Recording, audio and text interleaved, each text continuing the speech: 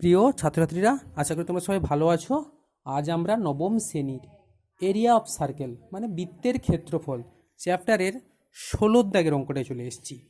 তা আগে দেখে নিচ্ছি অঙ্কটা কি আছে। 16 দাগের অঙ্ক দেখা যাক। 16 দাগে একটি বৃত্তাকার মাঠের ক্ষেত্রফল 154 বর্গ সেমি। তো একটা বৃত্তাকার মাঠ আছে যার ক্ষেত্রফল দেওয়া আছে 154 বর্গ সেমি। বৃত্তাকার মাঠটির পরিলিখিত বর্গক্ষেত্রের পরিসীমা ও ক্ষেত্রফল হিসাব করে লিখি। তা ওই যে বৃত্তাকার মাঠটা আছে তার পরিলিখিত একটা বর্গক্ষেত্র আছে। প্রথমে সেই বর্গক্ষেত্রের পরিসীমা এবং ক্ষেত্রফল আমাদেরকে হিসাব করে লিখতে হবে। যদি বর্গক্ষেত্রটি বৃত্তাকার মাঠের অন্তর্লিখিত হতো, এবার যদি বর্গক্ষেত্রটা ওই মাঠের অন্তর্লিখিত হতো, তাহলে বর্গক্ষেত্রটির পরিসীমা ও ক্ষেত্রফল কত হতো তা হিসাব করে লিখি। তাহলে তার পরিসীমা এবং ক্ষেত্রফল কত হবে আমাদেরকে হিসাব করে লিখতে হবে। তো অঙ্কটা পড়ে অ্যাকচুয়ালি আগে ভালো করে পড়ে ব্যাপারটা বুঝলাম।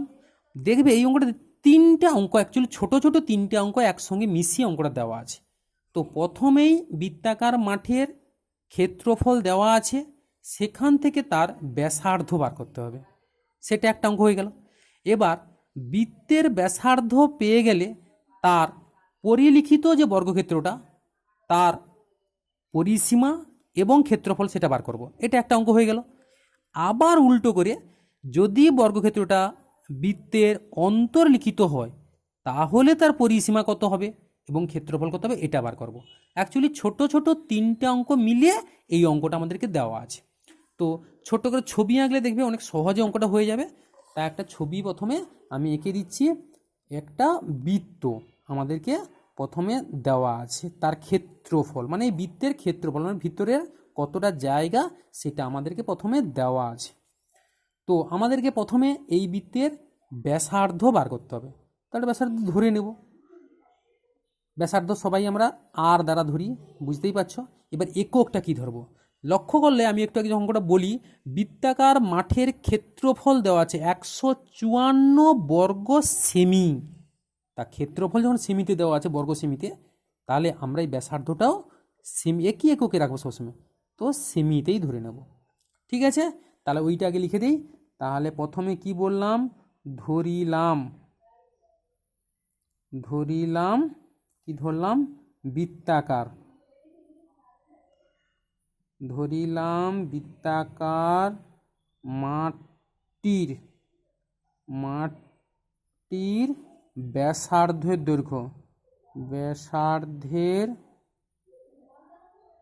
দৈর্ঘ্য কত ধরবো বললাম, নিচে লিখছি সমান। আর এককটা তো বলেই গেলাম কি লিখবে, সেমি। যেহেতু ক্ষেত্রফলটা সেমিতে দেওয়া আছে তাই অবশ্যই আর এর মান 0 থেকে বড় লিখে দিলাম। এবার তা মাঠের ক্ষেত্রফল মানে আর এর মানটাকে বার করে নিই, তারপর অঙ্কটা বলছি। বললাম তিনটে অঙ্ক পরপর পাট করলে খুব সুবিধা হবে। তাহলে যেহেতু আমরা ব্যাসার্ধ পেয়ে গেছি, তাহলে মাঠের ক্ষেত্রফলটা বার করে নেব। তাহলে মাঠের ক্ষেত্রফল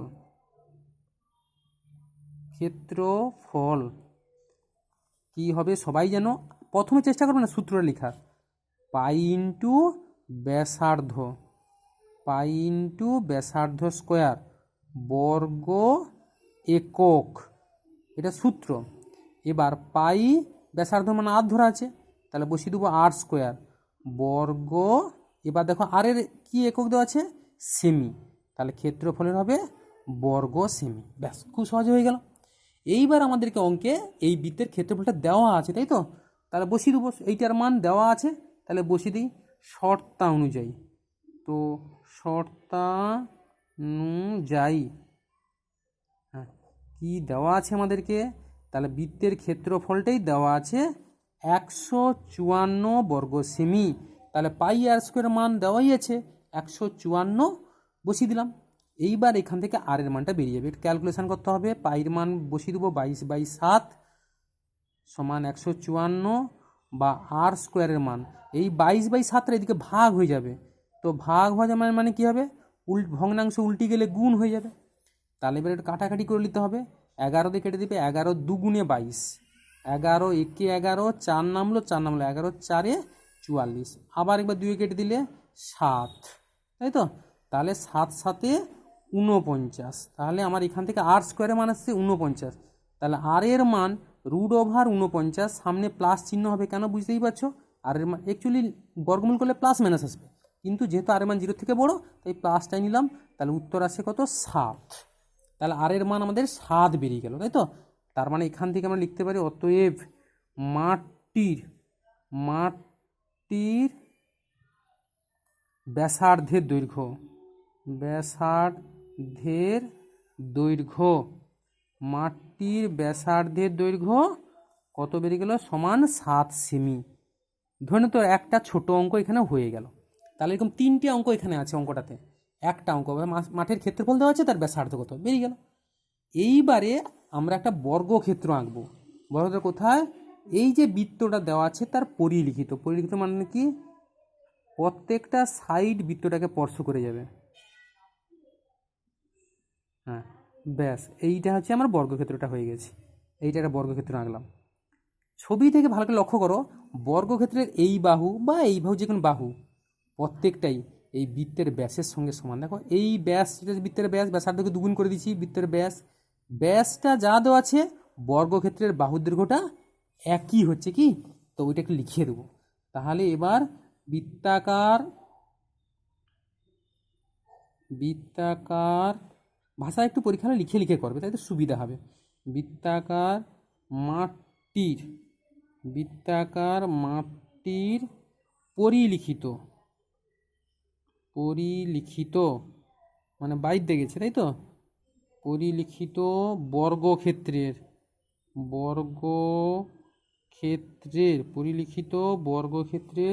বাহুর দৈর্ঘ্য হ্যাঁ, কি যেন পেলাম, বৃত্তটির ব্যাস আমি একটু আগে বললাম, তাহলে বৃত্তটির ব্যাসের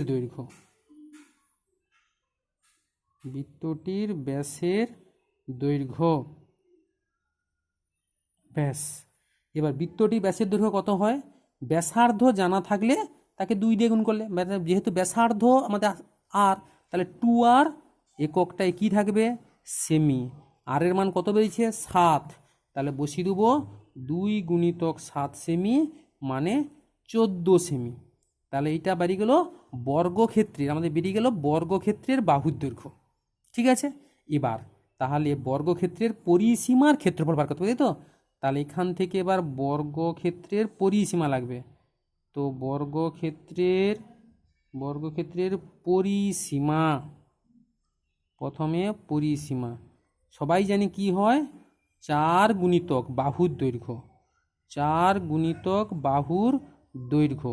বর্গক্ষেত্রের 4টা বাহু তো সমান, তাই একটা বাহুর দৈর্ঘ্য যা হবে তাকে 4 দিয়ে গুণ করতে হবে, একক। একটু ছোট করে বলে দিই, পরিসীমা ছোট করে সব সূত্র ধরো মনে নিই। কী হবে, 4টা বাহুর যোগফল। পরিসীমা দেখো, এই দিক গেলাম, এই দিক গেলাম, এই দিক গেলাম, এই দিক গেলাম, পুরোটা একবার রাউন্ড করতে যতটা দূরত্ব সেটা আছে তার পরিসীমা, তার মানে 4টা বাহুর যোগফল। ঠিক আছে, তাহলে 4 × 14 কী হবে, এককটা কী দেওয়া আছে সেমি। ঠিক আছে, তাহলে 14 4 56 সেমি, এটা হচ্ছে আমাদের বর্গক্ষেত্রের পরিসীমা বেরিয়ে গেল। এবার দরকার কি ক্ষেত্রফল, তাহলে এবং ক্ষেত্রফল কি হবে বাহু স্কোয়ার, তাই তো? সবাই জানি ক্লাস 6-এ শিখে আসছি বাহু স্কোয়ার, বর্গক্ষেত্রের ক্ষেত্রফল বাহু স্কোয়ার বর্গ একক। বাহু কত বেরিয়েছে 14, তাহলে 14 স্কোয়ার বর্গ এককটা এখানে কি আছে সেমি, তাহলে এখানে সেমি দিয়ে দিলাম। 14 গুণ করলে 14 স্কোয়ার মানে 196 বর্গ সেমি। তাহলে এখান পর্যন্ত আমাদের দুটো উত্তর বেরিয়ে গেল, একটা হচ্ছে বর্গক্ষেত্রের পরিসীমা আর একটা হচ্ছে বর্গক্ষেত্রের ক্ষেত্রফল। তো এই উত্তরে লিখে দেবো একবার, তারপরে আবার পরের পার্টটাতে যাব। অতএব পরিলিখিত, তাই তো? পরিলিখিত একটু লিখে দিবে, পরিলিখিত মানে বাইরে যেটা আছে পরিলিখিত বর্গক্ষেত্রের বর্গক্ষেত্রের প্রথমে পরিসীমা বার হলো, তাই তো? পরিসীমা কত বেরিয়েছে? পরিসীমা 56 সেমি। আর একটা কি বেরিয়েছে? এবং আর একটা কি বলছে? ক্ষেত্রফল। আর একটা বলছে ক্ষেত্রফল কত বাড়ালো? 196 বর্গ সেমি। ঠিক আছে, একটা উত্তর এখানে হয়ে গেল। উত্তরটা আমি মাঝে লিখে দিলাম, কারণ এখন একটা পার্ট বাকি। এইবারে পরেরটা কি বলছে? এবার পরে বলছে এই বৃত্তটা আরেকবার এঁকে দিই। তাহলে পরেরটা ওই ছবিটা আঁকছি না, ঘেঁটে যাবে বলে আবার একটা ছবি আঁকছি। বৃত্ত দেওয়া আছে, এর অন্তর্লিখিত একটা বর্গক্ষেত্র আছে। এবার ওর অন্তর্লিখিত একটা বর্গক্ষেত্র আছে। বৃত্ত ছিল, এইটা বৃত্ত, তার ওই বৃত্তটাই আছে, তার ভিতরে অন্তর্লিখিত একটা বর্গক্ষেত্র আমি তৈরি করছি। এবার এর পরিসীমা কি হবে এবং এর ক্ষেত্রফল কি হবে সেটা আমাকে বার করতে হবে। তো এটা করার জন্য আমরা কিন্তু আগে থেকে বৃত্তের ব্যাসার্ধটা পেয়ে গেছি। ব্যাসার্ধটা এদিকে টানছি, এই দিকে টানছি। দেখো, লক্ষ্য করো, এটা কিন্তু আগে আর ছিল, এটা আর, তাহলে আর সেমি ছিল এইটা, তাই তো? আচ্ছা, ওকে বাড়ি দিই না এইদিকে, তাহলে এটা ব্যাস হয়ে গেল, তাহলে এটাও তো আর সেমি হয়ে গেল। তাহলে লক্ষ্য করো, এই বৃত্তটার ব্যাস যেটা পাচ্ছ সেটা কি? বর্গক্ষেত্রের কর্ণ, তাই তো? ছবিতে বুঝতে পারছো? তাহলে ওটাকে লিখে দেবো। আবার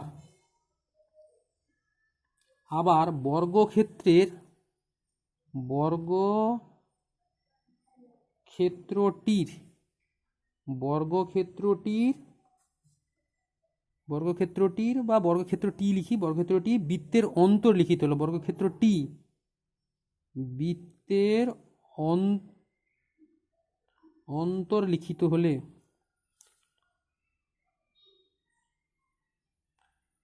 অন্তর্লিখিত এইখানটা রেপটা হবে। আবার বর্গক্ষেত্রটি বৃত্তের অন্তর্লিখিত হলে তার কর্ণের দৈর্ঘ্য সমান বৃত্তটির ব্যাসের দৈর্ঘ্য।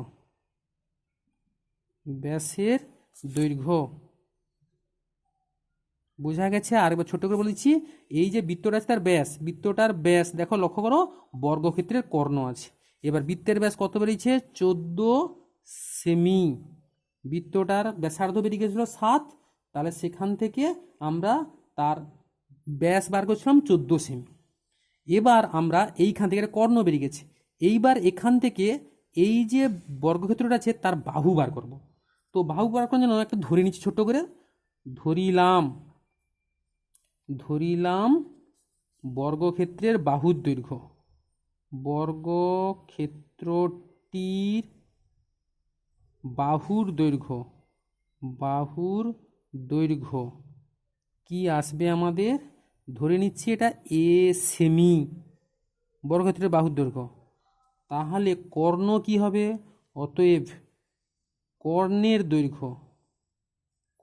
দৈর্ঘ্য কি হয়? বাহু যদি আমরা জানতে পারি, কর্ণ হয় বাহুর দৈর্ঘ্য ইন্টু √2, তাহলে সেমি, a√2 সেমি। এবার লক্ষ্য করো ভালো করে, এটাই কর্ণ বাড়ি হল। তাহলে বর্গক্ষেত্রে যেটা ছবি আঁকি তার কর্ণ হচ্ছে a√2। আবার একটু আগে কর্ণ কত লিখছি, এটার দৈর্ঘ্য কত? এটা 7 7 14, তাহলে দুটো সমান, বা a সমান 14/√2। এবার উপর নিচে √2 দিয়ে গুণ করে দিলাম, তো কত হলো? উপর নিচে 14√2, উপরে নিচে একটা 2, কাটাকাটি করলে 7√2। তাহলে এখান থেকে আমাদের বেরিয়ে গেল বর্গক্ষেত্রের বাহুর দৈর্ঘ্য কত? 7√2। এবার এটা সেমি। এবার তাহলে পরিসীমা দরকার। অতএব এই ভিতরে যে বর্গক্ষেত্র আছে, মানে অন্তর্লিখিত বর্গক্ষেত্রটির পরিসীমা। তাহলে এবার আমরা এর পরিসীমা বার করব। একটু আগেই বললাম 4 ইন্টু বাহুর দৈর্ঘ্য, এখানে এককটা সেমি দেওয়া আছে বলে একবারে সেমি লিখে দিলাম। তাহলে 4 ইন্টু 7√2 সেমি, 7 4 28, তাহলে 28√2 সেমি। এটা বেরিয়ে গেল পরিসীমা। এবং আর একটা কী লাগবে তাহলে আমাদের? ক্ষেত্রফল। তাহলে এই যে বর্গক্ষেত্রটা আছে তার ক্ষেত্রফল, একটু আগেই বললাম বাহু স্কোয়ার, এটাই হচ্ছে আমাদের বর্গক্ষেত্রের ক্ষেত্রফলের সূত্র। বাহু স্কোয়ার তার মানে 7√2 স্কোয়ার বর্গক্ষেত্রের ক্ষেত্রফল, 7 7 49 দুগুণে মানে 98 বর্গ সেমি। এটা বেরিয়ে গেল কি ক্ষেত্রফল। তাহলে শেষে এবার বেরিয়ে গেছে উত্তরগুলো, অবশ্যই উত্তরটা লিখে দিয়ে আসতে হবে।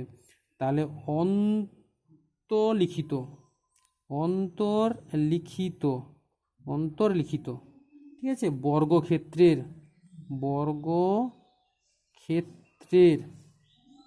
পরিসীমা